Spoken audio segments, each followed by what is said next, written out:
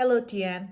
I should admit that I'm very excited to see your research proposal topic because this was one of the initial topics that I decided to do a research on or present this paper on. This global pandemic has caused a lot of negative effects on our society, and one of the most involved was the lockdown and its after effects. Research says that less attention has been placed on understanding the psychological factors related to the global pandemic, especially among the vulnerable population. Families with children with autism spectrum disorders reported increased mental health difficulties during this period, mostly due to changes in routine. Like you stated in your research paper and your presentation, it is so evident how much it affected their mental state.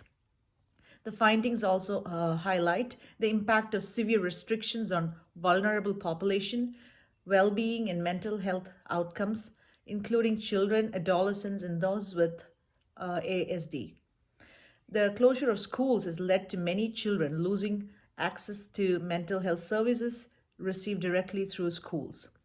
And some of I was referring to a study by Katrina O'Sullivan, Serena Clark, Amy McCrane, and this study says some of the topics they did research on is social isolation, stress over homeschooling, behavior changes, depression and anxiety among young people with autism mental health negatively impacted. And this study has come to the conclusion that young people are at risk of suffering psychological consequences, and we are not yet sure of the long-term impact that this will cause in them. Young people do need support to develop healthy coping mechanisms as they begin to process the potentially adverse effects of COVID-19.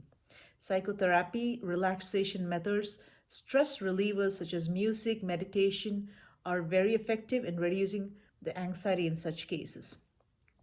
But we also need to remember that every dark cloud has a silver lining and every problem has a solution when laid at the hands of God, and the impossible is made possible.